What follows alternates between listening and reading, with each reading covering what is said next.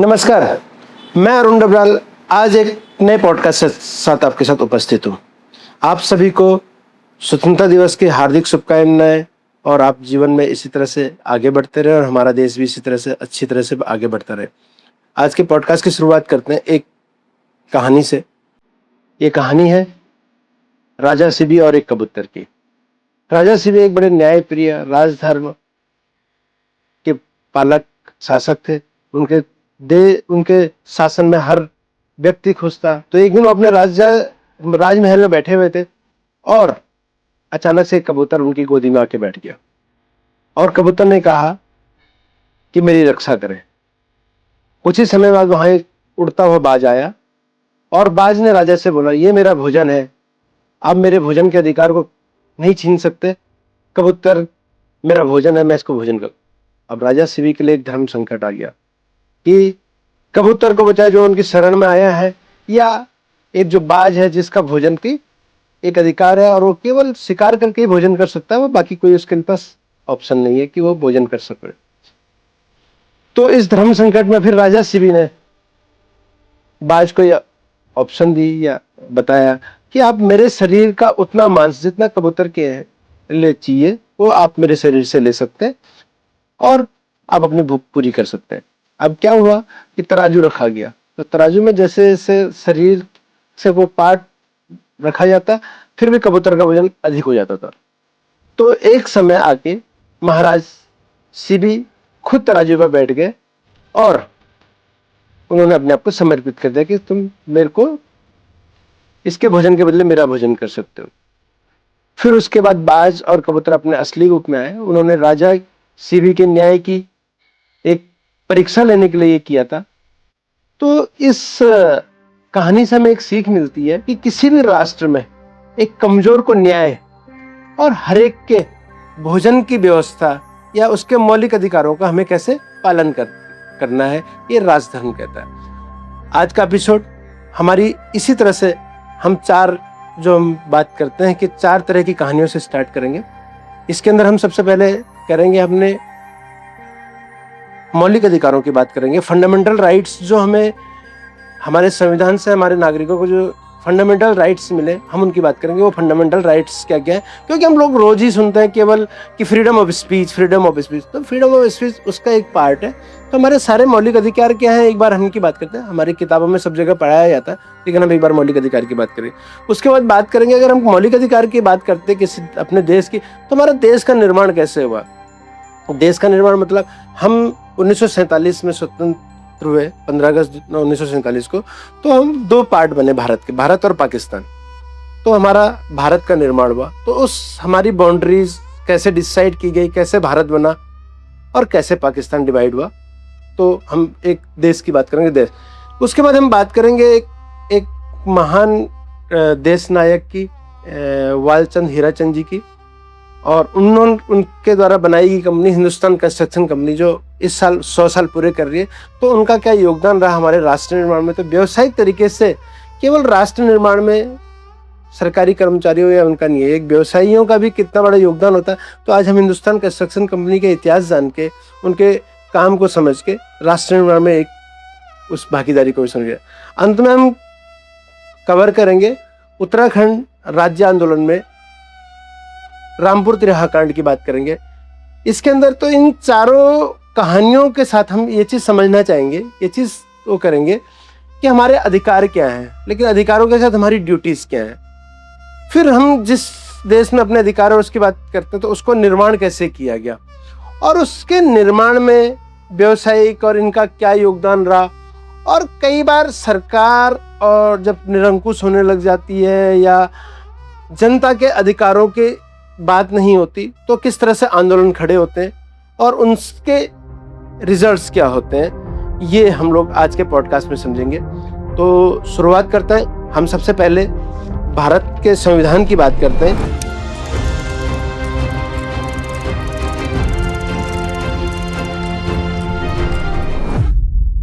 भारत के संविधान में क्या क्या मूल अधिकार मिले हुए हैं, कि भारत के नागरिकों के फंडामेंटल राइट्स क्या हैं।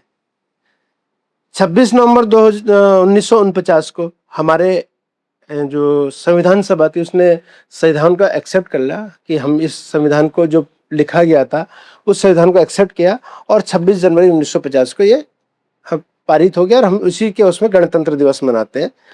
तो संविधान केवल ये नहीं बताता कि हम कौन प्रधानमंत्री होगा, कौन क्या होगा, या हमारा कॉन्स्टिट्यूशन ये नहीं बताता कि कौन कौन कैसे कैसे क्या करेंगे, लेकिन इसके अलावा संविधान हमें ये भी बताता है कि हमारे अधिकार क्या हैं, हमारी ड्यूटीज क्या हैं, हम किस तरह से। तो आज हम उन्हीं की बात करेंगे कि हमारी अधिकार क्या, हमारे फंडामेंटल राइट्स क्या, एज ए आम नागरिक हमारे फंडामेंटल राइट्स क्या है। अब हम संविधान के पार्ट 3 की बात करते हैं, जिसमें आर्टिकल 12 से लेकर 35, अनुच्छेद 12 से लेकर 35 के बीच में फंडामेंटल राइट्स की एक्सप्लेनेशन की गई है, कि उसकी व्याख्या की गई कि उसमें क्या क्या है।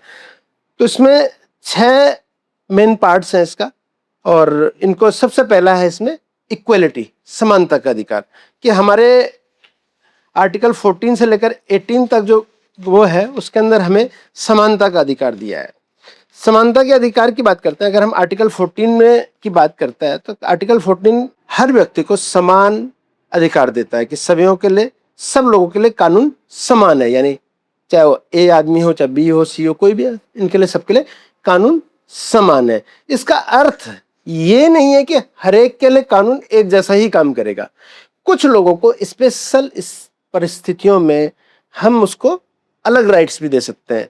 जैसे हम बात करते हैं कि कोई बहुत अच्छा पढ़ने वाला स्टूडेंट है लेकिन वो आर्थिक वर्ग से कमजोर है, यानी इकोनॉमिकल कमजोर है, लेकिन उसको स्कूल या कॉलेज स्कॉलरशिप देता है, तो उसके थोड़ा सा राइट्स किसी और से अलग हो गए। या कोई विकलांग है, हैंडीकैप्ड है, उसको कहीं पे प्रायोरिटीज दी जाएंगी। तो यहाँ पे कई बार हम बात करेंगे कि उसके अधिकार ज्यादा हो गए, कम हो गए, लेकिन ये स्पेशल परिस्थितियों में किसके कैसे हुए हैं वो अलग से राइट्स की बात करेंगे। वो एक्चुअल में जो हम लोग समानता की बात करते हैं, समान परिस्थिति वाले लोगों के लिए समान व्यवहार एवं अलग परिस्थिति वाले लोगों के लिए एक न्यायपूर्ण जुडिशियल व्यवस्था करने को हम लोग समानता का अधिकार कहते हैं। आर्टिकल 15 कहता है, अब हम आर्टिकल 14 के बाद आर्टिकल 15 की बात करते हैं, रिलीजन, धर्म, जाति, नस्ल, लिंग और किसी के बर्थ प्लेस के हिसाब से के आधार पर हम लोग किसी के साथ डिस्क्रिमिनेशन या भेदभाव नहीं करेंगे। आर्टिकल 16 कहता है कि सरकारी रोजगार में समान अवसर से संबंधित है, यानी सबको रोजगार के समान अवसर देना हमारा संविधान कहता है। दूसरी चीज, अस्पृश्यता को समाप्त करना आर्टिकल 17 कहता है। और आर्टिकल 18 कहता है, जो कुछ टाइप की कईयों को उपाधियां मिल जाती हैं, उन उपाधियों को समाप्त करता है, वो आर्टिकल 18 कहता है। समानता के बारे में कुछ अलग अलग वो है, हम उनको दूसरे तरीके से समझते हैं कि क्या केवल कानून में समानता लिख देने से समाज में समानता हो जाता है? नहीं होती है। अब से दूसरे फंडामेंटल राइट्स की बात करते हैं, वो है हमारा फ्रीडम, स्वतंत्रता का अधिकार। आर्टिकल 19 से लेकर 22 इस चीज को डिफाइन करता है कि हमारा स्वतंत्रता का अधिकार क्या, फ्रीडम क्या है। तो भारतीय नागरिकों को कुछ स्पेसिफाइड फ्रीडम दी गई है। उसमें सबसे पहला आता है जो आज के डेट में पिछले 5-10 साल से, 15 साल से, 10 साल से तो बहुत ज्यादा सुनाई दे रहा है, फ्रीडम ऑफ स्पीच, बोलने और अभिव्यक्ति की आजादी। इस पर थोड़ा सा हम और वो करते हैं। फ्रीडम ऑफ स्पीच का मतलब ये होता है कि आपको अपने हक में या किसी भी टाइप की बोलने की, अभिव्यक्ति की आजादी है। लेकिन अभिव्यक्ति की आजादी को इस तरह से नहीं किया जा सकता कि हम किसी को अपशब्द कह रहे हैं। जहां मेरी बोलने की आजादी दूसरे को प्रॉब्लम करती है, वहां मेरी बोलने की आजादी खत्म होती है। तो फ्रीडम ऑफ स्पीच का मतलब ये नहीं कि हम कहीं भी कुछ भी कैसे भी बोल दें, इस तरह से। दूसरा है, हम लोग बिना हथियारों के शांतिपूर्वक प्रदर्शन कर सकते हैं, कि इसकी आजादी हमें सरकार देती है, लेकिन उसके कुछ लिमिटेशंस है, कुछ स्पेशल परिस्थितियों में ये अधिकार हमारा खत्म होता है। यानी हर अधिकार की अगर हम बात करें तो कुछ स्पेशल परिस्थितियों में इन अधिकारों को खत्म होने की भी बात करी जाती है। हम अपना ऑर्गेनाइजेशंस बना सकते हैं, अपने संगठन बना सकते हैं या संस्था बना सकते हैं। हम पूरे भारत में कहीं भी स्वतंत्रता पूर्वक घूम सकते हैं, ये हमें आजादी कानून हमारा कॉन्स्टिट्यूशन देता है, आर्टिकल 19 देता है। हम कोई सा भी व्यवसाय या पेशा चुन सकते हैं जो हमारे राष्ट्र के या देश के अगेंस्ट ना हो, या जिससे आम जनता या किसी चीज को नुकसान ना हो। तो हम किसी भी व्यवसाय को या कोई पेशा चुन सकने की, कोई भी प्रोफेशन चुनने की हमें संविधान आजादी देता है।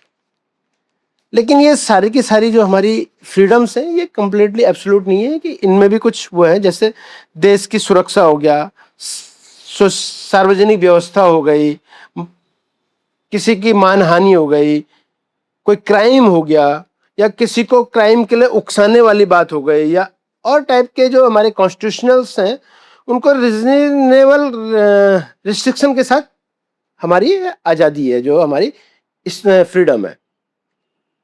और इस इन्हीं फ्रीडम्स के बीच में एक्चुअल में सरकार और आम जनता की कई चीज़ों की लड़ाइयाँ छुपी हुई हैं।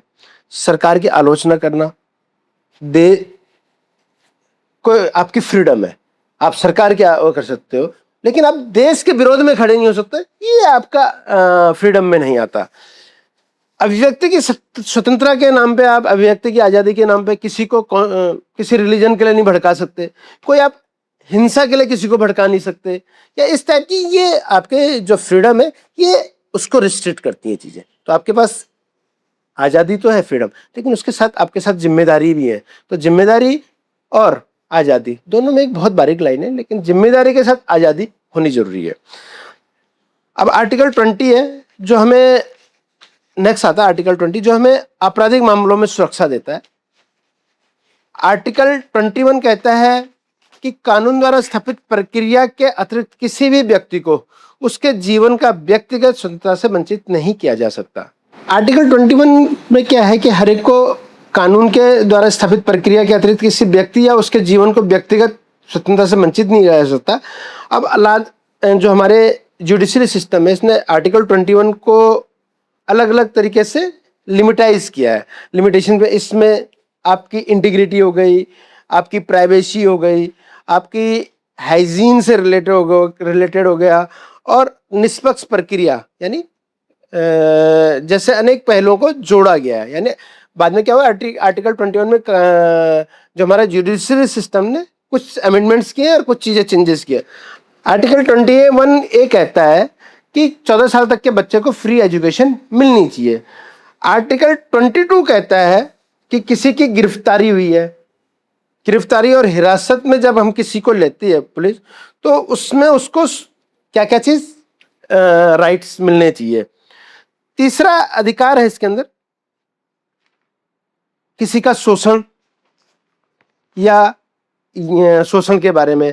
आर्टिकल 23 या 24 कहता है कि आपके साथ दुर्व्यवहार, मानव तस्करी या जबरन मजदूरी कराने का राइट देता है आपको। कोई आपसे ये चीजें, आपकी मानव तस्करी नहीं कर सकता, आपको जबरन मजदूरी नहीं करा सकता या बेकार नहीं करा सकता। आर्टिकल 23 या 24 इस चीज को।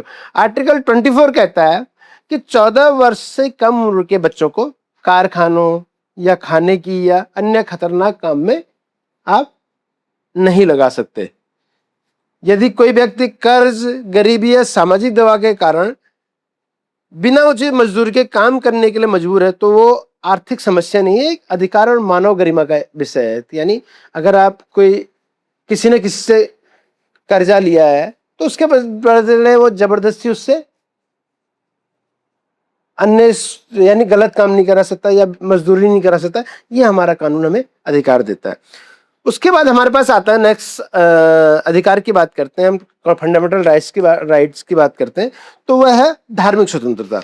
आर्टिकल 25 से लेकर 28 तक जो है हमारे पास धार्मिक स्वतंत्रता की बात करती है। इस अधिकार में हमें यह है कि आप अपनी मर्जी से कोई सा भी धर्म का पालन कर सकते हैं और उसका प्रचार कर सकते हैं, और ये सारी चीजें धार्मिक स्वतंत्रता के अंदर आती हैं। लेकिन इस अधिकार में पब्लिक ऑर्डर, मोर्टेलिटी, हेल्थ और दूसरे फंडामेंटल राइट्स भी आते हैं। तो भारत एक सेकुलर देश है, पर सेकुलरिज्म का मतलब ये नहीं है कि हम किसी एक पर्टिकुलर धर्म को ही इम्प्रीजमेंट करें। सेकुलर का मतलब होता है हर एक की अपनी अपनी मान्यताओं के हिसाब से धर्म का पालन करने का सेकुलरिज्म है। पांचवा हमारे पास जो राइट्स, पांचवा जो हमारे पास मूलाधिकार या फंडामेंटल राइट है वो सांस्कृतिक और शैक्षणिक अधिकार है। तो आर्टिकल 29 और 30 कहता है हमारा कि हम भाषा, धर्म और संस्कृति की विविधता की रक्षा करेंगे, यानी हर एक को अपनी बोली बोलने का, अपने धार्मिक उनको पालन करने का, ये सारे राइट्स हैं। इंडिया एक भाषा के हिसाब से या खाने पीने के हिसाब से एक राष्ट्र नहीं है। हर एक अलग अलग परंपरा, अलग अलग रिचुअल्स, हर एक को उसको पालन करने का अधिकार है।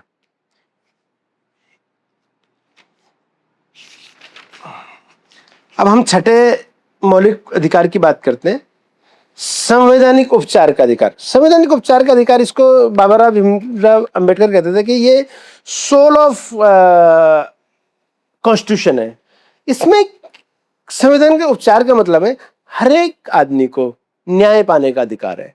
यानी आप लोअर कोर्ट जा सकते हो, आप हाई कोर्ट जा सकते हो, आप सुप्रीम कोर्ट जा सकते हो, न्याय पाने का अधिकार हर व्यक्ति को है। और हम आगे इस पे एक अलग से बात करेंगे कि न्याय पाने के अधिकार को हम लोग, हमारा राष्ट्र, हमारी न्यायिक व्यवस्था कैसे सुदृढ़ कर रही है या पालन कर रही है, हम इस पे आगे बात करेंगे। तो इसके अंदर ये कहा जाता है कि आपको सब तरह से न्यायिक व्यवस्था का वो मिलना चाहिए। उसके बाद आता है एक अधिकार की बात होती है, right of property. Right of property एक समय पे फंडामेंटल राइट था, लेकिन संविधान जो 44वां संविधान संशोधन हुआ उसमें प्रॉपर्टी राइट्स को हमने कॉन्स्टिट्यूशनल राइट्स में कन्वर्ट कर दिया। कॉन्स्टिट्यूशनल राइट और फंडामेंटल राइट्स में क्या डिफरेंस है, ये हम लोग आगे दोबारा डिस्कस करेंगे कि क्या क्या चीज इसमें दोनों में क्या है। और अगर हम राइट्स की बात करते हैं तो उसके आगे हम लोग ड्यूटीज की भी जरूर बात करते हैं। अगर हमें सरकार या संस्थान हमें फंडामेंटल राइट्स देती है तो हमें एक जो आर्टिकल 51A है वो हमें हमारी ड्यूटीज की बात भी करता है कि हमारे देश के प्रति क्या क्या ड्यूटीज है। हमारा जो ड्यूटीज में आता है कि हमें पर्यावरण की रक्षा करनी चाहिए, हमें वैज्ञानिक दृष्टिकोण से काम करना चाहिए, से विकसित देश को डेवलपमेंट में हमें योगदान देना चाहिए। इसके अलावा हमें देश की एकता बनाए रखनी चाहिए, जिससे सांप्रदायिक दंगे इस टाइप की वो नहीं हो, ये हमारी ड्यूटीज में आता है। और जो सार्वजनिक संपत्तियां हैं उनको हम लोग नुकसान न पहुंचाए, वो क्योंकि सबके यूज के लिए है। इसके अलावा नागरिकों को अपने इन सारे ड्यूटीज का पालन करने की, जिन्हें हम कर्तव्य की बात करते हैं। तो राइट, और अगर हम उसकी बात करते हैं राइट की और ड्यूटीज की बात करते हैं तो दोनों एक दूसरे के अलग अलग नहीं है, बल्कि अगर आपके पास अधिकार आते हैं तो उन अधिकारों को पूरा करने के लिए एक आपको कर्तव्य भी, यानी आपकी ड्यूटीज भी पता होनी चाहिए। अगर आप हम किसी इंस्टीट्यूशन की बात करते हैं तो अगर आप कोई ओनर है तो अगर उसके पास बहुत सारे राइट्स हैं तो उसकी ड्यूटीज भी हैं। तो ऐसे ही हम देश के नागरिक, हमें अगर फंडामेंटल राइट्स दिए गए हैं तो हमें उसके साथ ड्यूटीज को पूरा करना चाहिए। तो हमारा पहली चीज यही थी कि फंडामेंटल राइट्स क्या है, हम इस चीज को पूरा कर रहे थे। अब हम अगले सेगमेंट की बात करते हैं। 1947 में भारत का विभाजन कैसे हुआ, भारत और पाकिस्तान के विभाजन की बात करते हैं कि और भारत और पाकिस्तान का विभाजन कैसे हुआ।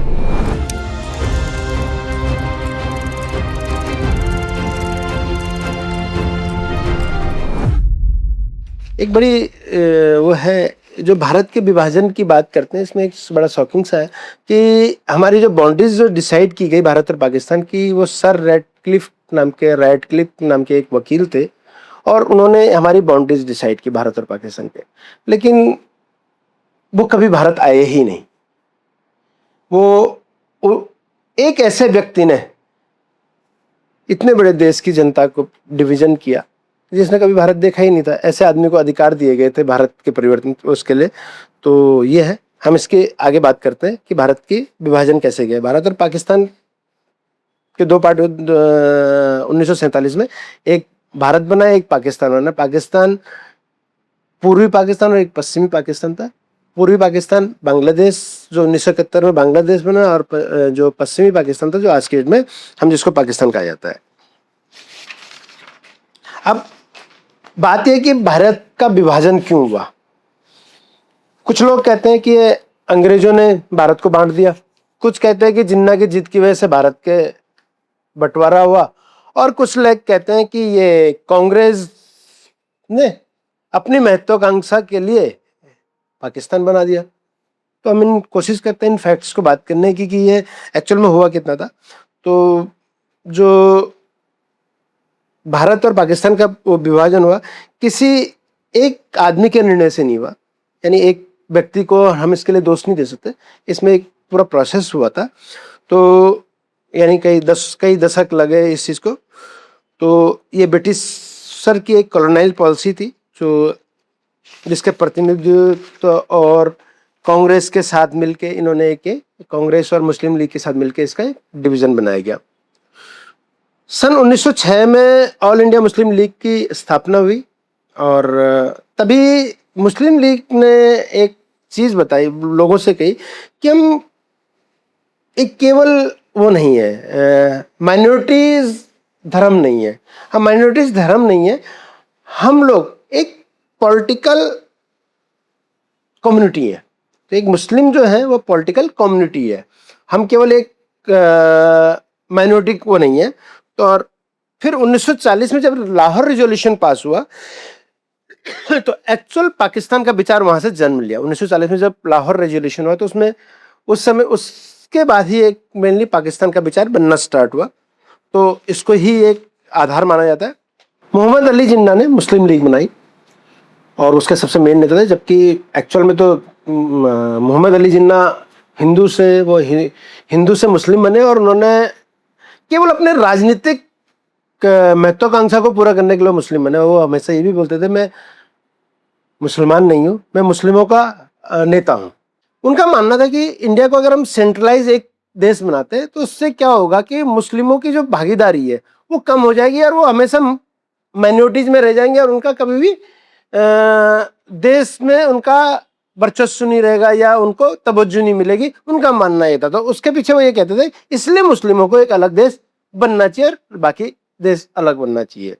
दूसरी ओर कांग्रेस ये कहती थी कि धर्म के आधार पर देश का विभाजन नहीं होना चाहिए, सारा देश एक होना चाहिए। तो ये दोनों की अलग अलग सोच थी, और महात्मा गांधी लास्ट तक वो इसके विरोधी ही थे कि देश का विभाजन नहीं होना चाहिए। 1946 और 47 की जब पूरी देश की परिस्थिति बहुत खराब होने लग गई, अंग्रेज अपना वर्ल्ड वॉर 2 हारने के या बहुत बुरी तरह से उनका वो हो गया था, मोरल यानी परेशान हो गए थे, बहुत सारी एम्युनिशन या वो सब जगह से कमजोर पड़ने लगे थे। तो उनको वो भारत के में अपना शासन चलाना उनके लिए मुश्किल हो जाता। तो 1946 में ब्रिटिश गवर्नमेंट ने एक कैबिनेट मिशन इंडिया भेजा, और इसका प्लान का उद्देश्य था भारत को एक यानी एक ऐसा देश बनाना कि जिसमें सब चीज़ें ठीक सी ना हो, यानी सेंटर के पास कुछ पावर्स दी गई, जैसे उनको रक्षा दे दिया गया, विदेश नीति दे दी गई, और संचार जैसे सीमित विषय यानी कम्युनिकेशंस हो गया, हमारा डिफेंस हो गया, और फॉरेन वाले डिपार्टमेंट का बाकी जो थे वो सारे के सारे स्टेट्स को पावर्स दे दी गई। अब शुरू में तो कांग्रेस और जो मुस्लिम लीग थी उन्होंने एक्सेप्ट कर लिया, लेकिन क्या हुआ इससे धीरे धीरे क्या हुआ कि जो सेंटर था वो अपनी पावर्स से स्टेट्स को दबाने की कोशिश करता था, और स्टेट्स में आपस में क्या हो गया, ग्रुपिज्म स्टार्ट हो गया से, तो अलग अलग ग्रुप बनने लग गए। और इससे क्या हुआ कि मुस्लिम लीग और कांग्रेस के बीच और विवाद बढ़ गया। फिर क्या हुआ, 16 अगस्त 1946 को एक डायरेक्ट एक्शन डे हुआ, और जिससे पूरे देश में यानी आपका कलकत्ता, बंगाल, पंजाब, बिहार में बहुत सारे कम्युनल दंगे हुए, सांप्रदायिक दंगे हुए, जिससे बहुत ज्यादा लोग मारे गए। फिर इससे क्या हुआ कि 1947 तक ये आशंका हो गई कि अगर ब्रिटिशर ने इंडिया को पावर ट्रांसफर में टाइम लिया तो ये उनके लिए बहुत बड़ा हो जाए, क्योंकि पूरे देश में दंगे, आतंक, बहुत सारी चीजें स्टार्ट हो गई, और जो अंग्रेजों के लिए संभालना बड़ा मुश्किल हो गया, तो संभाल नहीं पा रहे थे।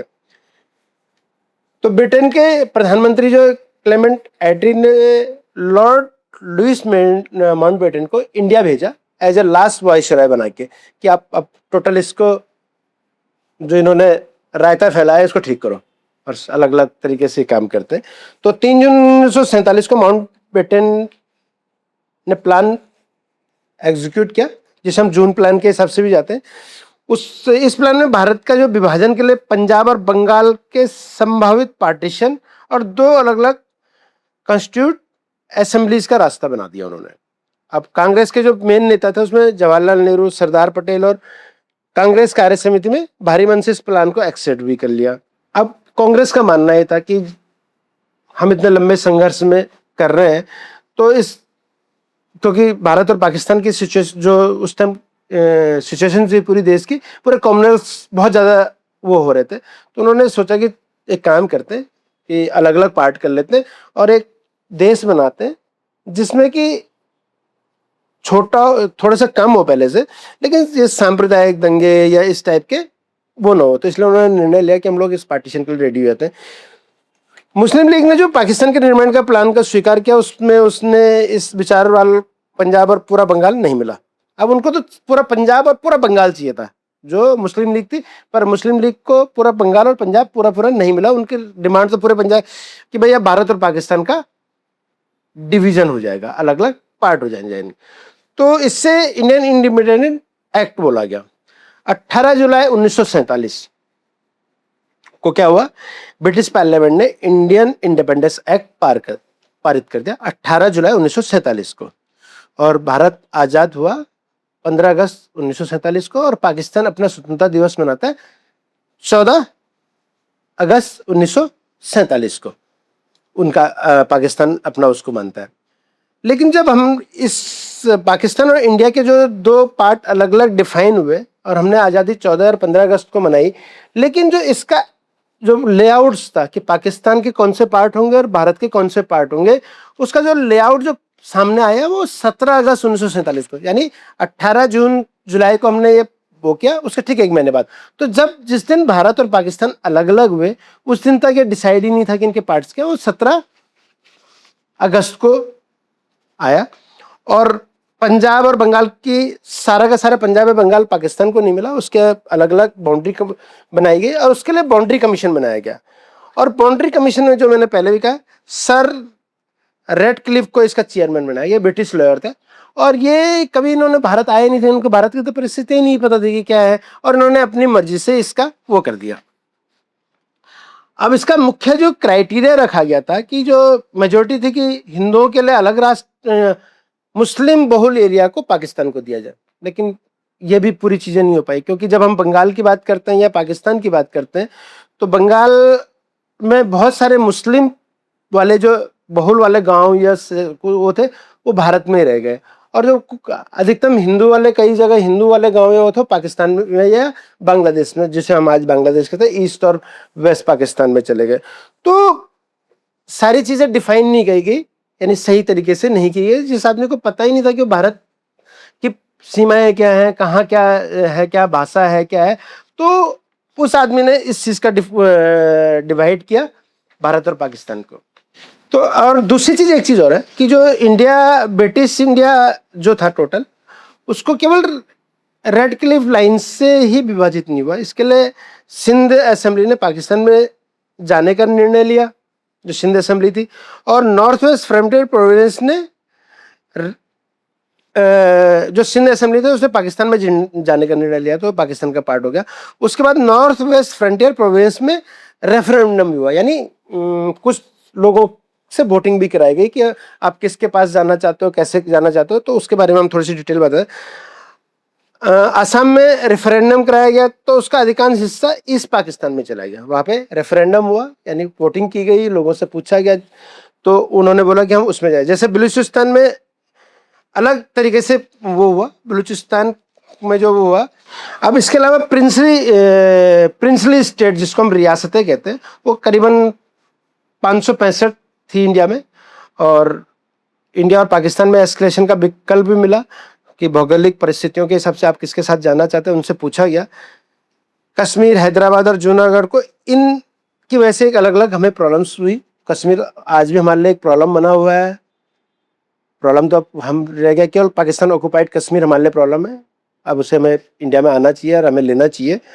और इस टोटल प्रक्रिया में जो अंग्रेजों ने या जिन्ना ने या कांग्रेस ने मिलकर किया, उसकी वजह से एक बहुत बड़ी जनता को अपनी जान से इसकी वो करीबन 1,80,00,000 से 2 करोड़ लोगों ने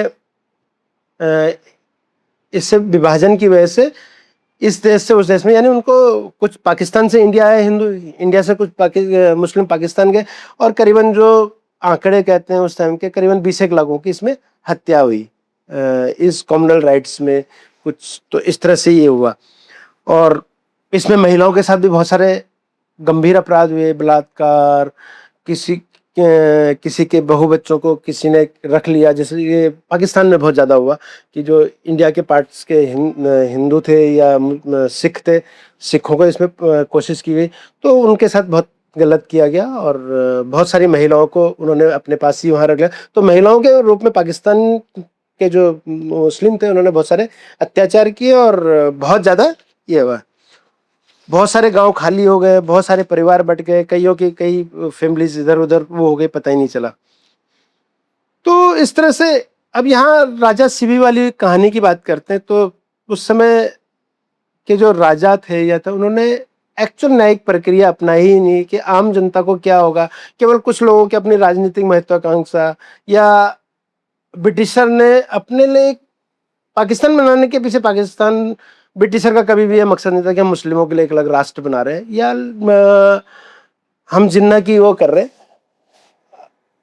ब्रिटिश राज, जो मेरा अपना मानना है, ब्रिटिश राज धीरे धीरे पूरे वर्ल्ड उनकी कॉलोनीज खत्म हो रही थी, तो उन्होंने एक अमेरिका अपना एक क्रिएट किया था जिसमें इनकी वो थी, और पाकिस्तान जैसे कंट्रीज इसलिए क्रिएट किए गए कि जो इनके आगे के लिए सैन्य बेस या इस तरह के यानी कमजोर देश पैदा किए गए जिनको ये अपने अधिकारों में नहीं। आज भी पाकिस्तान, अमेरिका, चाइना और इनका ही वो है, सब स्टेट है और कुछ नहीं है। तो ये उस चीज को ही पूरा करने के लिए एक्चुअल में पाकिस्तान बनाया गया, और जिन्ना को लगता है या इनको लगता है कि ये हमने अपनी हो, उनकी जीत नहीं है, ये कंप्लीटली ब्रिटिशर की अपनी महत्वाकांक्षा थी, इसलिए उन्होंने पाकिस्तान या इस जो पाकिस्तान बना, जो बाद में बांग्लादेश बना। और आज की परिस्थिति में अगर हम देखते हैं तो बांग्लादेश और ये सारे के सारे अगर हम इनको तो सब कॉलोनीज हैं अमेरिका की। अब इसके अलावा बहुत सारे और वो थे जिनकी वजह से जैसे बांध वगैरह, ये भी नदी वगैरह, ये भी कुछ ना कुछ रीजन रहे बंटवारे के, इनके हिसाब से भी डिवाइड किया गया। वो हम लोग कभी फिर दोबारा इस पर एक अलग से वो बनाएंगे तो उस पर डिस्कस करेंगे।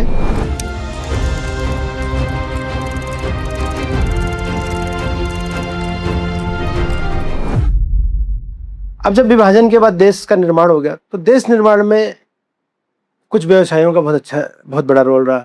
टाटा, बिरला, बहुत सारे ग्रुप्स हैं जिन्होंने का।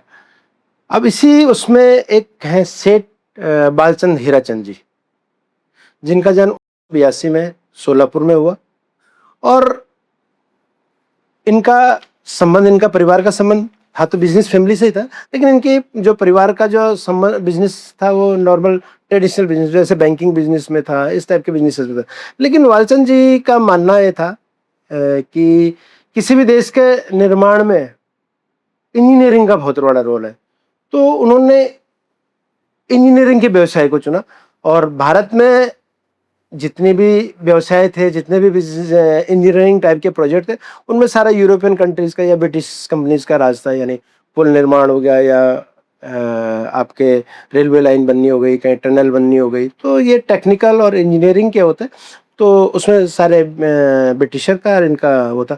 तो वालचंद जी ने, सेठ वालचंद जी ने सोचा कि हम इंजीनियरिंग में के व्यवसाय में घुसेंगे। तो उन्होंने एससी इंडिया करके जो शिपिंग का, जिसे हम जहाज रानी के नाम से जानते हैं, वो 1906 में बना दी। फिर इसी उन्होंने बहुत सारे ऑटोमोबाइल्स में प्रीमियर इंडिया, जिसे हम गाड़ी कहते हैं, एससी इंडिया जो हम जहाज रानी कहते हैं, या एचएल हिंदुस्तान एरोनॉटिक लिमिटेड जो आज की डेट में हमारी नवरत्न कंपनियों से जो तेजस जैसे विमान बना रही है, और अपना कावेरी जैसे इंजन जो हम लोग जेट इंजन्स को डेवलप कर रही है, इनकी नींव इन्होंने ही रखी थी। इनका एक बड़ा इन्होंने एक कंपनी बनाई, हिंदुस्तान कंस्ट्रक्शन कंपनी, जो 1926 में बनाई। इस साल जनवरी में इन्होंने, इस कंपनी ने 100 साल पूरे किए। तो आज हम हिंदुस्तान कंस्ट्रक्शन कंपनी के बारे में बात करेंगे कि हिंदुस्तान कंस्ट्रक्शन कंपनी क्या है, इसका इतिहास क्या रहा है। इतिहास अच्छा रहा, इन्होंने बहुत सारे अच्छे काम किए, देश निर्माण में बहुत सारे काम किए, और लेकिन इनके साथ कुछ वो भी जुड़ी हुई हैं, जैसे लवासा जैसी इन्होंने एक सिटी डेवलप करने की कह सकते हैं, जिसे एक भारत की पहली इंटीग्रेटेड या स्मार्ट सिटी भी कह सकते हैं, जो इन्होंने बनाने की कोशिश करी सन 2000 में, और उसमें कुछ ये इनको सेटबैक्स भी लगे जिसकी वजह से इनका बिजनेस डाउन आया। तो हम इस तरह से बात करेंगे। तो 27 जनवरी 1926 में हिंदुस्तान कंस्ट्रक्शन कंपनी बनी, जिसको हम एससीसी के नाम से भी जानते हैं। ये एक भारत की लिस्टेड कंपनी है। उस समय इंडिया आज़ाद नहीं हुआ था, तो हिंदुस्तान कंस्ट्रक्शन कंपनी बनी, और ये इंजीनियरिंग और उसमें काम करती थी, टेक्नोलॉजी, मशीनरी और फाइनेंस और इनमें थी, इंजीनियरिंग में थी। और इंडिया में इस जो टेक्नोलॉजी और मशीनरी फाइनेंस में, इसमें टोटली जो मैं पहले भी कह चुका, यूरोपियन कंपनीज का ही प्रभुत्व था। तो फिर वालचंद जी ने इस डिफिकल्ट टेरेन, जो ये हम कह सकते हैं, तो कॉम्प्लेक्स इंजीनियरिंग पे उन्होंने असाइनमेंट शुरू किए। तो समय के साथ जो चलते एससीसी ने, जो हिंदुस्तान कंस्ट्रक्शन कंपनी है, इसने dams, tunnel, bridges, highway, nuclear power projects, hydro power projects and metro system और वाटर इंफ्रास्ट्रक्चर में काम किया। तो इस बार 27 जनवरी को उन्होंने 100 साल पूरे कर लिए इस कंपनी ने, हिंदुस्तान कंस्ट्रक्शन कंपनी में।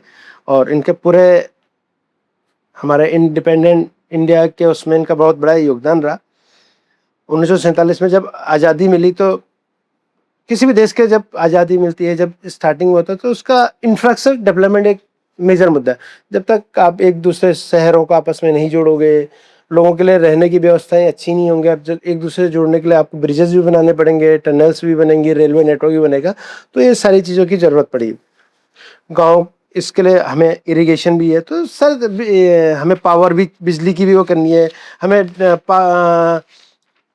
कहीं पे पानी नहीं है, कहीं पानी ज़्यादा है, तो उसका पानी का सप्लाई दूसरी जगह पहुंचाना, चाहे नहरों के थ्रू, पाइपलाइन के थ्रू। तो ये सारे के सारे इंजीनियरिंग प्रोजेक्ट, तो हिंदुस्तान कंस्ट्रक्शन कंपनी इन सारे प्रोजेक्ट्स पे काम करती थी, और ये किसी भी देश की इकोनॉमी को वो करने के लिए एक बहुत ज़रूरी सिस्टम भी है। इसलिए इन्होंने बहुत सारे प्रोजेक्ट किए। इन्होंने हाइड्रो पावर में किए, न्यूक्लियर पावर में किए, जैसे मैंने पहले बताया। इनके सबसे महत्वपूर्ण प्रोजेक्ट्स की हम बात करते हैं, मेन प्रोजेक्ट्स की बात करते हैं। ये बंद्रा वर्ली सी लिंक इन्होंने बनाया है। Bogibeel rail cum road bridge इन्होंने बनाया है। Krishnaganga hydroelectric project, Mumbai metro line 3, Mumbai coastal road section and फिर Panjal railway tunnel, Tehri pumped storage project, Anji Khad cable stayed railway bridge, Kudankulam nuclear power project इन्होंने बनाया है, और फरक्का बैराज भी इन्होंने बनाया। तो हिमालय में ये बहुत सारे टनल्स और हाइड्रो प्रोजेक्ट इन्होंने हैं। एससीसी की जो, अगर हम 2025-26 की एनुअल रिपोर्ट की बात करते हैं, तो कंपनी ने 100 वर्षों में 370 से ज़्यादा ब्रिजेज, इसका अर्थ ये ब्रिज 370 ब्रिजेस बनाए, तो इसका मतलब नहीं कि अकेले बनाए। इंफ्रास्ट्रक्चर प्रोजेक्ट कई बार ना अलग अलग उसमें बनते हैं, तो इसमें गवर्नमेंट एजेंसीज भी होते हैं, कुछ डिजाइनर, इंटरनेशनल पार्टनर और जॉइंट वेंचर होते हैं। तो बट इन्होंने 370 ब्रिजेस क्या रहा है। और लेकिन एससीसी की जो है इंजीनियरिंग और एग्जीक्यूशन रोल को इसमें नज़रअंदाज नहीं कर सकते। अब इंफ्रास्ट्रक्चर जब भी हम लोग बात करते हैं, इकोनॉमी क्या होता है, मल्टीप्लायर हो जाती है। तो एक ब्रिज केवल 2 किनारों को नहीं जोड़ता है, ये 2 बहुत बड़े एरियाज को, बहुत बड़े कमर्शियल उसको वो करता है। तो एक पुल का एक बहुत बड़ा योगदान है। तो बहुत सारे हॉस्पिटल्स को, बहुत सारे बेसिक इंफ्रा को, लोगों की आवश्यकताओं को पूरी करता है। एक पावर प्रोजेक्ट है जो टिहरी में लगा है या हमारे केरला में लगा, वो क्या पता आप 100 किलोमीटर दूर की पावर की रिक्वायरमेंट्स को पूरा कर रहा होगा, या न्यूक्लियर प्लांट से जो पावर बन रही है वो क्या पता कहाँ की पावर के रिक्वायरमेंट्स को पूरा करता है। तो एक कोई भी प्रोजेक्ट, एक अगर हम इंफ्रा से रिलेटेड प्रोजेक्ट है, तो उसकी जो लिमिटेशन से एक छोटी जगह तक ही सीमित नहीं है, बहुत दूर दूर है। तो इस तरह के इंफ्रा बनाने में, जैसे एससीसी जैसे कंपनियां बनाते हैं, तो इनका देश के निर्माण में एक बहुत बड़ा रोल होता है। अब एससीसी की कहानी में एक प्रोजेक्ट है लवासा सिटी, जो एक इनका बहुत ही विजनरी और फ्यूचरिस्टिक प्रोजेक्ट था। तो जो इन्होंने एक प्राइवेट हिल सिटी के रूप में विकसित करने की कोशिश की थी, जो एक लेक सिटी के नाम से भी होती, तो उसके बारे में बात करते हैं। इसमें रेजिडेंशियल एरिया था, होटल्स थे, एजुकेशनल इंस्टीट्यूट थे, कॉमर्शियल सेंटर्स थे, टूरिज्म के लिए वो था, और मॉडर्न अर्बन सर्विसेज से इंटीग्रेटेड सिटी ये बना रहे थे, जिसको हम एक स्मार्ट सिटी के नाम से कह सकते हैं। तो इस प्रोजेक्ट में कुछ जब इन्होंने स्टार्ट किया तो कुछ इनिशियल कुछ प्रॉब्लम्स आई इनको, कुछ इन्वायरमेंट अप्रूवल्स और कंप्लायंसेस पूरे नहीं हुए। जो हम लैंड एक्विजिशन थी, लैंड एक्विजिशन में प्रॉब्लम्स आने लग गई। बहुत ज़्यादा लोन्स या वो रखे तो डेट्स बहुत हाई हो गए, तो जिससे प्रोजेक्ट एग्जीक्यूशन में डिले होने लग गया।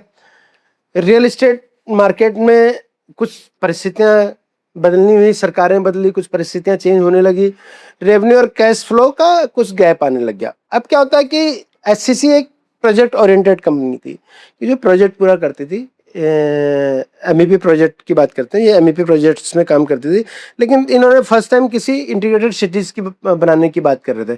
तो दोनों प्रोजेक्ट्स में डिफरेंस बहुत होता है। तो जो जब हम बात करते हैं सिटी डेवलप की बात करते हैं, तो उसमें सिटी डेवलपमेंट में बहुत सारी चीज़ें वो काम करते हैं, बहुत सारी चीज़ें वो होती हैं, क्योंकि जब आप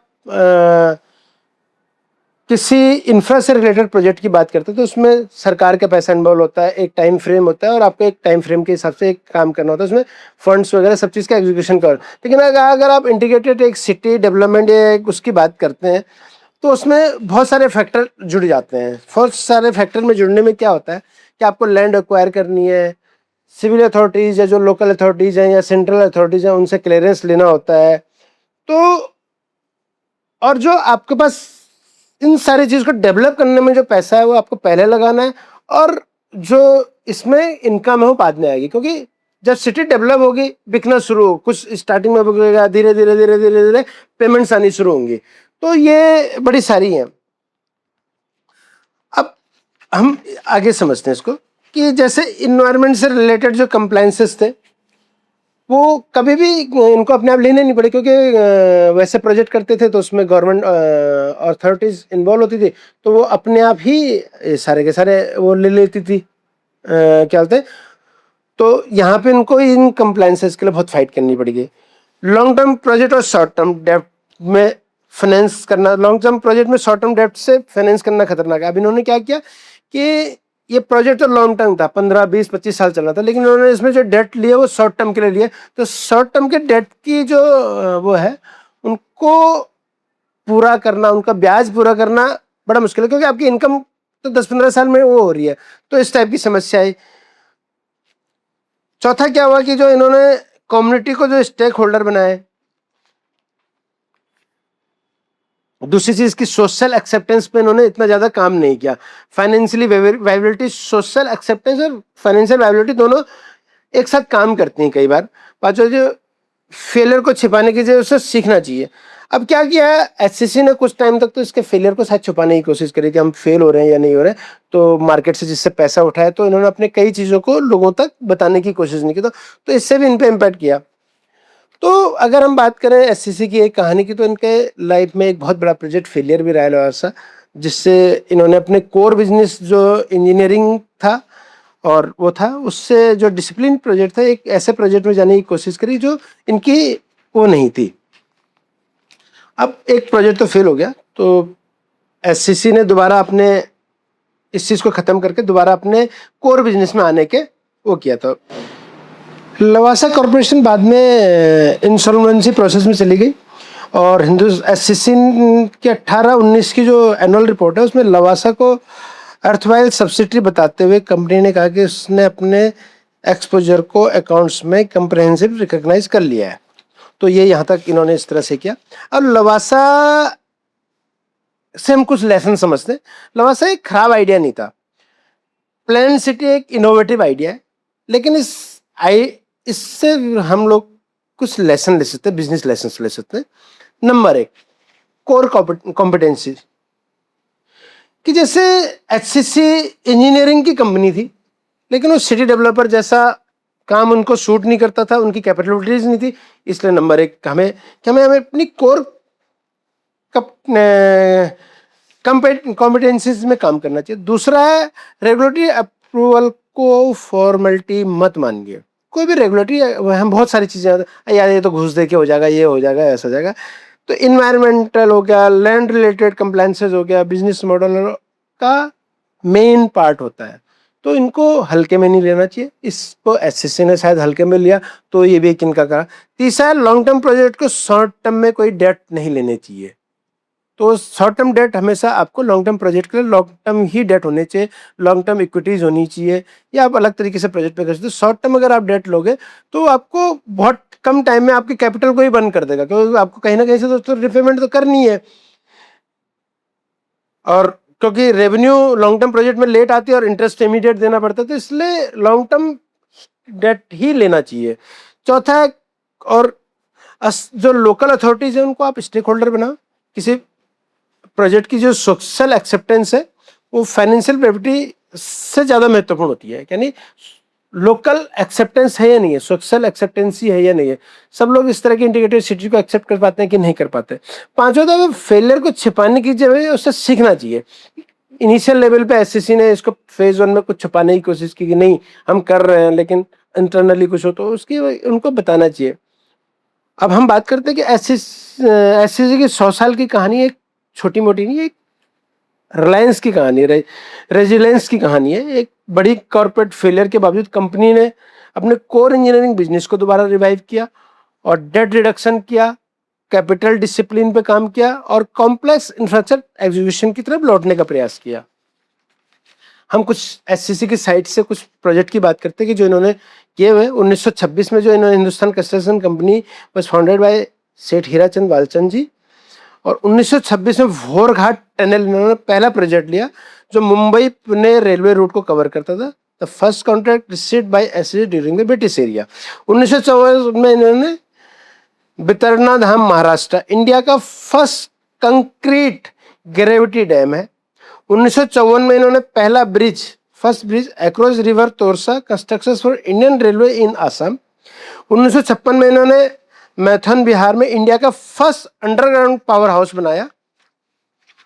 ये इनके वेबसाइट की डिटेल्स है। 1956 में इन्होंने Tata thermal power solution Mumbai का इंडिया का फर्स्ट थर्मल पावर प्रोजेक्ट इन्होंने बनाया। 1966 में इन्होंने इंद्रापुरी बैरेज बिहार, इंडिया का पहला barrage on stone river with the length of approximately 1407 metre का इन्होंने एक ही ब्रिज बनाया। 1967 में इन्होंने हल्दिया नियर कोलकाता में इंडिया का फर्स्ट पाउंडेड डॉक बनाया। 1971 में इन्होंने Farakka barrage West Bengal, one of the world's longest barrage approximately 2253 metre लंबा है। 1971 में इन्होंने Bhilai steel plant Madhya Pradesh, India का फर्स्ट इंटीग्रेटेड स्टील प्लांट इन्होंने बनाया। 1971 में इन्होंने Rajasthan atomic power project construction of unit 1 unit 2, India का फर्स्ट न्यूक्लियर पावर प्रोजेक्ट भी इन्होंने ही बनाया, कंस्ट्रक्ट किया। 1975 में Yamuna hydraulic power project Uttar Pradesh Uttarakhand reason में, इंडिया का first underground power house in लोगों ने बनाया है। 1977 में इडुक्की डैम केरला, इंडिया का first dam only double curvature arch dam है। इसको हम फाइनल कभी समझेंगे क्या होता है। 1983 में बंधु water treatment plant Mumbai, India का सबसे लार्जेस्ट वाटर ट्रीटमेंट प्लांट है जो इन्होंने बनाया। 1988 में इन्होंने Salal dam Jammu Kashmir major concrete dam project with 690 mega power installed capacity में इन्होंने बनाया। 1988 में इन्होंने rail coach factory Kapurthala Punjab में, इंडिया की largest rail coach manufacturing facility है।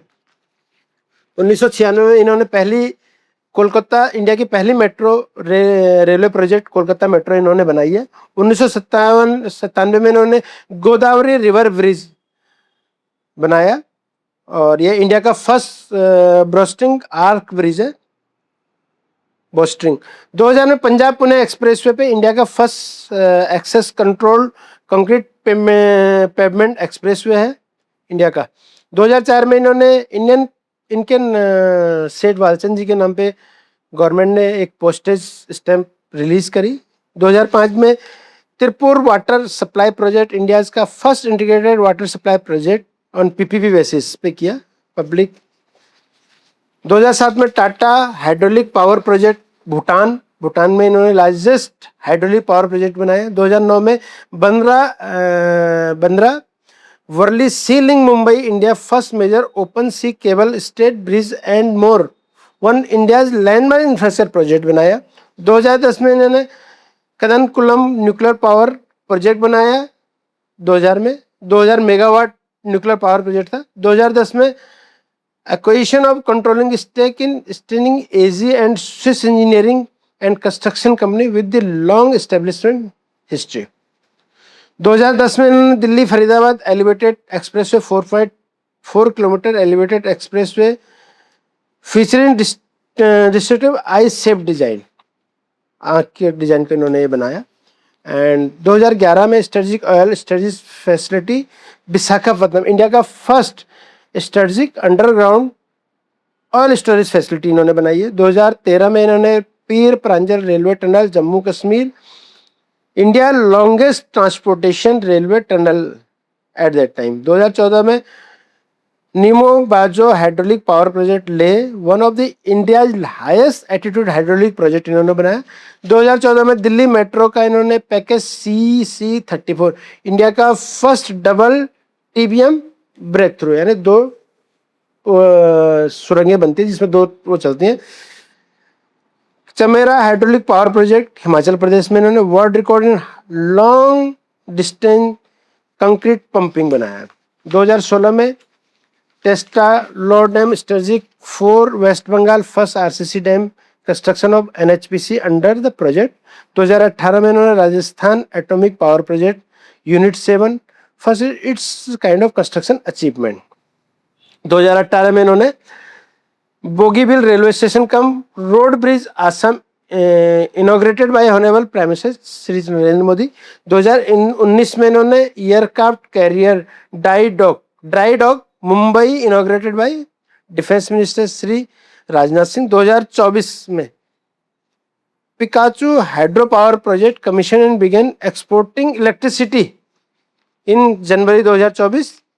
And 2025 Mumbai coastal road project inaugurated by chief minister of Maharashtra. And 2025 में Anji Khad bridge Jammu and Kashmir inaugurated by Shri Narendra Modi. ये कंप्लीट किया। ये प्रोजेक्ट SCC ने बनाए, हिंदुस्तान कंस्ट्रक्शन कंपनी ने बनाए। तो अब हमने संविधान द्वारा इस तरह ये इनकी होती। अब हम आगे बात करते हैं।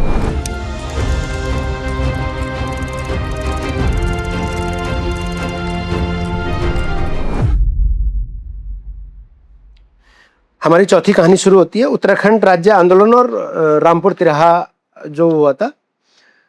एक घटना हुई थी रामपुर तिराहा। उत्तराखंड राज्य जो बना था सन 2000 में बना, और ये उससे पहले यूपी का एक पार्ट हुआ करता था। और यूपी एक बहुत बड़ा स्टेट था, उसमें अलग अलग होती पहाड़ों की एक जोग्राफिकल और इकोनॉमिकल कंडीशन अलग अलग होती है। तो यूपी की जो सरकारें थी वो पहाड़ी एरिया के या हिल को समझ नहीं पाती थी, और हिल एरिया के जो विधायक या MPs था उनका बहुत कम रोल होता था, यानी बहुत कम सीटें थी, तो उनकी वोटिंग से या उनसे कोई ज़्यादा इम्पैक्ट भी नहीं पड़ता था। तो इसलिए उत्तराखंड के लोगों को अपने आप को इस तरह से फील होता था कि हमें कोई तवज्जो नहीं दी जाती। क्या था, गांव उत्तराखंड के जो हिल एरिया में उनमें गांव बहुत दूर होते हैं, हॉस्पिटल की कोई व्यवस्था नहीं होती, पुलिस व्यवस्था कुछ है नहीं।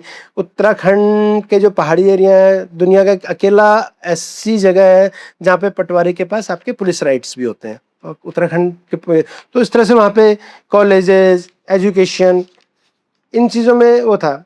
तो लोगों को लगता था कि लखनऊ में जो पॉलिसीज बनती हैं वो पहाड़ों के हिसाब से कभी बन ही नहीं सकती, क्योंकि मैक्सिमम प्लेन एरिया है, पहाड़ों का रिप्रेजेंटेशन बहुत कम है, तो उन चीज़ों को हमेशा वैल्यू दी ही नहीं जाती थी। तो 1994 में उत्तराखंड आंदोलन की स्टार्ट हुई, लेकिन ये मांग तब की नहीं है। 1979 में उत्तराखंड क्रांति दल की स्थापना हुई, और एक ये राजनीतिक, अब तो एक राजनीतिक दल के रूप में ले लिया है, लेकिन तब इन्होंने जी जो उत्तराखंड दल की स्थापना की, उत्तराखंड अलग राज्य की मांग के लिए की थी। इस आंदोलन में मुख्य भूमिका इतनी पुरुषों की भूमिका को नहीं किया जाता, लेकिन इसमें महिलाओं की भूमिका बहुत रही। महिलाओं ने अपने जंगल, पानी, शराबबंदी, बहुत सारी चीज़ों, रोजगार और इनको मांग को हर घर घर तक पहुंचाने में महिलाओं का बड़ा मुख्य योगदान था। अब समझते हैं कि 1994 में ये आंदोलन तेज क्यों हुआ। उससे पहले भी आंदोलन की बातें होती थी। 1994 में क्या हुआ, उत्तर प्रदेश में मुलायम सिंह और समाजवादी और बहुजन समाजवाद पार्टी की मिलीजुली सरकार थी। तो इन्होंने एक वो करा, 27% जो अन्य पिछड़ा वर्ग है उसके लिए आरक्षण हो गया।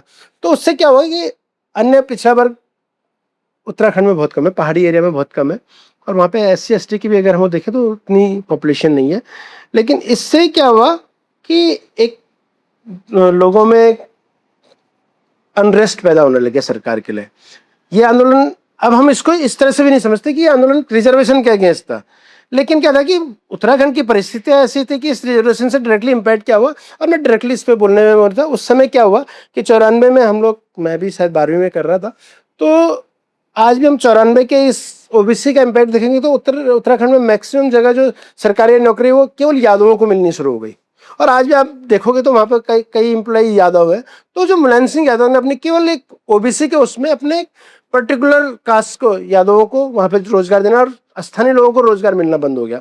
तो एक के 30 लोगों में हुई और इसका जन्म होने लगा कि अब हमें यूपी की इस तरह के तानाशाही जैसे इस तरह के लोग जो केवल मुस्लिम और यादव की तुष्टीकरण की राजनीति करते हैं, ऐसे लोगों के साथ नहीं करना। और जो इस तरह का प्रश्न लोगों के उठने लगा, तो ये धीरे धीरे आंदोलन तेज होने लगा। 1 सितंबर 1994 में क्या हुआ कि खटीमा में एक एजिटेशन हुआ। तो लोगों ने इस राज्य के आंदोलन के लिए बात वो करी, तो इसमें पुलिस ने गोलीबारी करी, बहुत सारे लोग इसमें हो गए, 5 या 6 लोग कुछ मरे। फिर 2 सितंबर को सेम ऐसी मसूरी में हुआ, और मसूरी में भी कुछ लोगों को हुआ। ऐसी एक श्रीनगर में एक छोटा सा टापू है, उस पर कुछ वो बैठे हुए थे आंदोलनकारी, उन पे हुआ तो कई लोग डूब के मर गए। तो यहाँ से इस तरह की घटनाओं से, सरकार के इस तरह के रवैये से कि शांतिपूर्वक आंदोलनों को दबाने के लिए कोशिश से पर्वतीय पूरा हिल एरिया में एक आक्रोश पैदा हो गया। तो फिर क्या हुआ, 2 अक्टूबर 1994 को, जब तब भी मुलायम सिंह यादव भी मुख्यमंत्री थे और उनकी और बहुजन समाजवादी पार्टी की 1993 से जो मिलकर सरकार चल रही थी, और तो सारी चीज़ें जो डिस्ट्रिक्ट एडमिनिस्ट्रेशन से लेकर आर्म सारे के सारे PSC वगैरह सारे के सारे स्टेट के आते हैं, वो इन्हीं के अंडर में आते हैं। तो क्या हुआ कि एक आंदोलन किया गया। तो अगर हम बात करते हैं कि रामपुर तिराहा की, तो वहाँ पे जो भी अगर जो लोग थे जो वहाँ पे गिरफ्तारियां की गई या जो वहाँ पे रास्ता रोका गया, तो उससे जितनी भी एडमिनिस्ट्रेटिव रिस्पॉन्सिबिलिटीज हैं वो स्टेट गवर्नमेंट की आती हैं। और अगर हम सेंटर की बात करते हैं तो सेंटर में कांग्रेस की PV नरसिम्हा राव की सरकार थी। अब अलग राज्य बनाने के लिए अगर हम बात करें तो आर्टिकल 3 में पार्लियामेंट और स्टेट गवर्नमेंट दोनों को अलग अलग वो, यानी कि जिस राज्य का हिस्सा अलग होना है उसके विधानसभा में पास होगा प्रस्ताव, और फिर सेंट्रल गवर्नमेंट उस पास को वो करेगी। तो उत्तराखंड के लोगों को लगा कि हिल एरिया के जो उस टाइम के होते हैं उनको लगा कि हमें सेंट्रल गवर्नमेंट पे भी अपना प्रेशर बनाना चाहिए। तो इसलिए उन्होंने दिल्ली में एक रैली करने की वो करी कि 2 अक्टूबर के बाद उत्तराखंड के लोग, यानी 1 अक्टूबर को शाम को, 2 अक्टूबर को दिल्ली में आंदोलन करेंगे, सेंट्रल गवर्नमेंट को अपनी बात बताएंगे। तो 1 अक्टूबर को शाम को बहुत सारे आंदोलनकारी अलग अलग बसों में बैठ के उत्तराखंड से दिल्ली के लिए चले। इसमें छात्र भी थे, कर्मचारी भी थे, बहुत सारे पूर्व सैनिक थे, आर्मी को थे। करीबन 300 के आसपास की जो बसें हरिद्वार और मुजफ्फरनगर के रास्ते दिल्ली जा रही थी, 300 के आसपास बसें थी। तो उत्तर प्रदेश के प्रशासन ने नारसन करके एक जगह है यूपी में, और मुजफ्फरनगर तिराहा के पास रास्ता रोक दिया। और रास्ता रोकने के लिए क्या किया गया कि ट्रकों को लगा दिया गया रोड पे।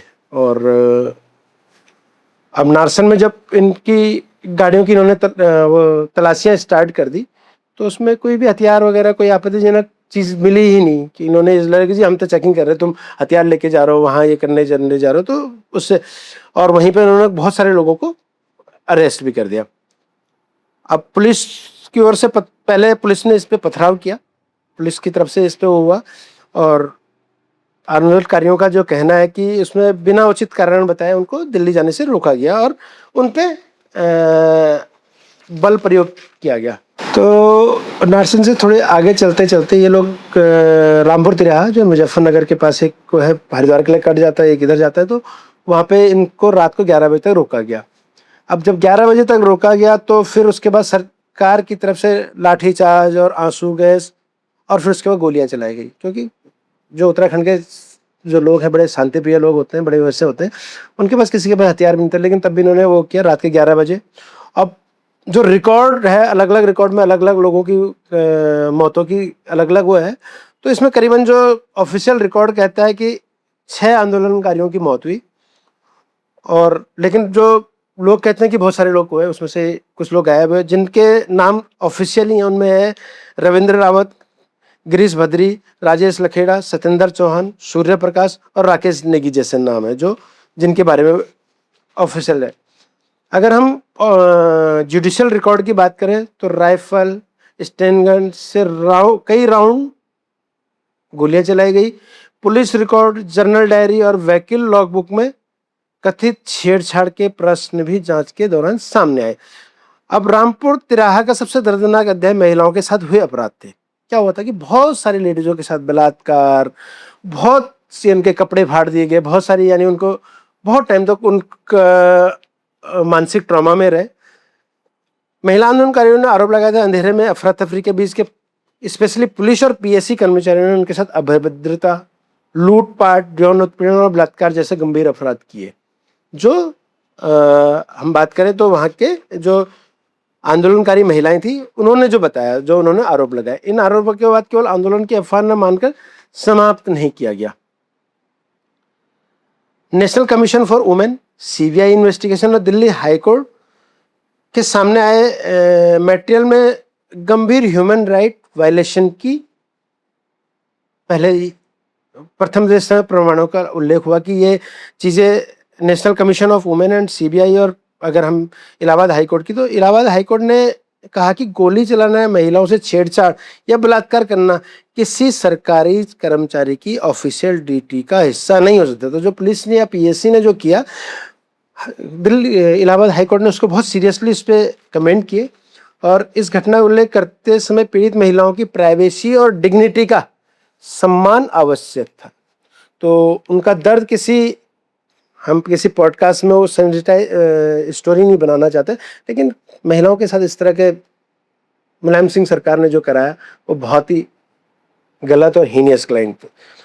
अब उसके बाद सीबीआई जांच और अदालत की बात करते, ये तो एक स्टोरीज थी कि लोगों ने ये कहा। अब उसके बाद इसके 7 अक्टूबर 1994 को इलाहाबाद हाईकोर्ट ने इसके सीबीआई जांच के ऑर्डर दे दिए। अब सीबीआई इन्वेस्टिगेशन में आंदोलनकारियों के विरुद्ध दर्ज हुए कुछ आर्म्स रिकवरी केसेस को फैब्रिकेटेड मिले। जो सीबीआई की जांच हुई, जो इन्वेस्टिगेशन हुई, उसमें जो आंदोलनकारी थे उन पे केस फैब्रिकेटेड मिले कि जिन्होंने आर्म्स रखे हुए थे, ये था ये रिकॉर्ड बदलने और जो एक्चुअल जो घटनाएं थी उनको छिपाने के आरोप भी आए कि इन्होंने उन चीज़ों को छुपाया, लेकिन न्याय मिलने में अभी भी बहुत समय लग गया। मार्च 2024 में, यानी 1994 की घटना है, 2024 में सीबीआई अदालत ने महिलाओं से संबंधित मामले में 2 रिटायर्ड पीएससी पर्सनल को दोषी दिया और लाइफ इम्प्रिजमेंट किया, यानी 30 साल लग गए एक सीबीआई के अदालत को भी इस तरह के क्रिमिनल केसेस के वो करने में। उसके बाद जुलाई 2026 में सीबीआई की एक स्पेशल उसने फेम आर्म रिकवरी से जुड़े मामले में 3 पुलिसकर्मियों को दोषी ठहराया, 1.5 वर्ष की कारावास और जुर्माने की सजा दी, जो बहुत कम है। 1.5 साल की सजा हम कोर्ट ने किसी उस पर किया होगा, लेकिन अगर हम अपने भावनाओं को समझे, मैं उत्तराखंड के होते हो तो ये सजा दोषी व्यक्तियों को कानून के अनुसार उच्च अदालत में अपील करने का भी अधिकार है। वो अब आगे हाई कोर्ट जाएंगे, सुप्रीम कोर्ट जाएंगे। लेकिन पीड़ित परिवारों का सवाल आज भी बना हुआ है कि क्या 30 वर्ष बाद भी जो हमें न्याय मिला है या नहीं, और इसे न्याय कहा जा सकता है कि नहीं कहा जा सकता। अब आप बात करते हैं उत्तराखंड राज्य के। रामपुर त्रिहा कांड के बाद उत्तराखंड आंदोलन बहुत कमजोर नहीं हुआ, बल्कि आंदोलन और व्यापक हो गया, बहुत बड़ा। गाँव, कस्बों, यूनिवर्सिटीज, गवर्नमेंट ऑफिसेज, दिल्ली सहित पूरे रीजन में इसका वो हुआ। और अलग राज्य की मांग को एडमिनिस्ट्रेटिव रिकॉग्निशन का प्रश्न ही नहीं है। ये आइडेंटिटी, डिग्निटी और जस्टिस का प्रश्न बन गई। यानी तब तक लोग ये सोचते थे कि ये केवल एडमिनिस्ट्रेटिव रिकॉग्निशन की बात है। ये एडमिनिस्ट्रेटिव रिकॉग्निशन थी नहीं, ये लोगों की, पहाड़ी लोगों की अपनी आइडेंटिटी थी, जो जिसको कि इस तरह की सरकारें उनके आइडेंटिटी को, उनको डिग्निटी और उनको कहीं जस्टिस। यानी हम लोग भी वह तो 8-8, 7-7 किलोमीटर पढ़ने के लिए जाना पड़ता था। इतने लंबे लंबे वो था, किसी टाइप की व्यवस्था, सड़कों की व्यवस्था नहीं थी, बिजली नहीं थी, पानी नहीं थी, तो कम्प्लीटली इग्नोरेंस मोड में रखा जाता था। तो ये अपनी आइडेंटिटी को बचाने की भी एक लड़ाई थी। सन 2000 में अटल बिहारी वाजपेयी जी की सरकार ने, एनडीए की सरकार ने इसमें, और यूपी में भी वो थी, तो इन्होंने उत्तर प्रदेश रिकॉग्निशन एक्ट 2000 पार किया। और इससे दोनों जगह बीजेपी की सरकार थी, तो मैं बीजेपी के इतने पक्ष की बात तो नहीं करता, लेकिन दोनों जगह बीजेपी गवर्नमेंट की वजह से 2000 में उत्तराखंड राज्य का गठन हुआ। राज्य निर्माण जब हुआ तो उस समय यूपी के मुख्यमंत्री रामप्रकाश गुप्ता थे, लेकिन 28 अक्टूबर 2000 को राजनाथ सिंह जी उत्तर प्रदेश के मुख्यमंत्री बने। और 9 नवंबर 2000 को नए राज्य के वास्तविक गठन को उत्तर प्रदेश मुख्यमंत्री राजनाथ सिंह थे। जब उस टाइम उत्तर प्रदेश के मुख्यमंत्री, नए राज्य का प्रारंभिक नाम उत्तरांचल था और 2007 में इसका नाम बदल के उत्तराखंड कर दिया गया। अब एक चीज को समझते हैं कि क्या उत्तराखंड के बनने के 25 साल से हम ज़्यादा हो चुके हैं, तो road, education, electricity, tourism, communication और एक्सेस में प्रगति हुई, ये नहीं है। इसको हम लोग आगे डिस्कस करते रहेंगे।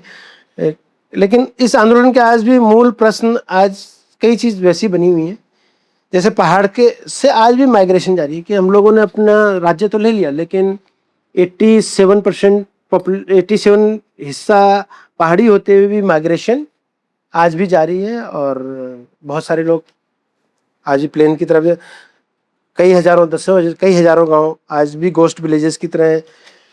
आज भी हेल्थ सब वो नहीं है। आज भी केवल, अगर हम उत्तराखंड की बात करें तो उत्तराखंड राज्य को कई राज्यों के लोग हुड़दंगियों की तरह ही यूज़ करते हैं, हुड़दंगी पहुंच जाते हैं। स्थानीय जो रोजगार है वो प्राप्त, उसमें कोई ज़्यादा प्रोग्रेस नहीं हुई। आज भी वहाँ के आम जनता या तो होटल इंडस्ट्रीज में चली जाती है, या आर्मी में है, या टीचर्स हैं। अब हम बात करते हैं आज के टोटल पॉडकास्ट की। तो हमने 4 चीज़ों पर बात की।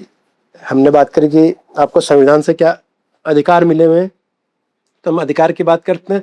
तो हम ड्यूटीज़ की भी बात करते हैं कि हमें अपनी ड्यूटीज़ भी पता होनी चाहिए कि हम राष्ट्र निर्माण में क्या भागीदारी कर सकते हैं। दूसरा, हमने राष्ट्र बनने में, भारत को बनाने में किस तरह का विभाजन को किस तरह से अंग्रेज़ों ने किस उससे बनाया, हमने वो डिस्कस किया, हमारा देश कैसे बना भारत। उसके बाद हमने डिस्कस किया कि एक व्यवसाय कितना बड़ा रोल प्ले करता है देश के निर्माण में। तो हम व्यवसायों को केवल गाली न देते रहे, क्योंकि पीछे बहुत सारी मूवीज़, जो एक इरा था मूवीज़ का, उनमें केवल बिजनेसमैन को एक विलन के रूप में दिखाया गया कि बिजनेसमैन केवल देश का लोगों पर अन्याय करता है, केवल अपना प्रॉफिट बनाता है। कभी किसी एक बिजनेसमैन की एक्चुअल स्टोरी को समझना तो एक वो है कि केवल मूवीज़ में आप उसको विलन बना के, आज हम एक दौर देखेंगे तो उस दौर में केवल बिजनेसमैन को एक विलन ही दिखा गया, हमेशा बिजनेसमैन। तो हम उससे भी बाहर निकलने की बात करते हैं। तो राष्ट्र निर्माण में एक बिजनेस का बड़ा रोल है। और हम उत्तराखंड की 1994 की ये घटना रामपुर तिराहा, तो सरकार की निरंकुशता कि किस तरह से कुछ लोग केवल अपने वोट बैंक या अपनी जिनकी ज़्यादा वो नहीं है, वोट के वो नहीं है, उनको किस तरह से दबाने की कोशिश की जा सकती है, या अपने आप को वो करने के लिए। तो उस सरकार की निरंकुशता, तो एक राष्ट्र निर्माण, हम इन सारी चीज़ों पे बात करते हैं। तो स्वतंत्रता दिवस पे आप सभी को हार्दिक शुभकामनाएं।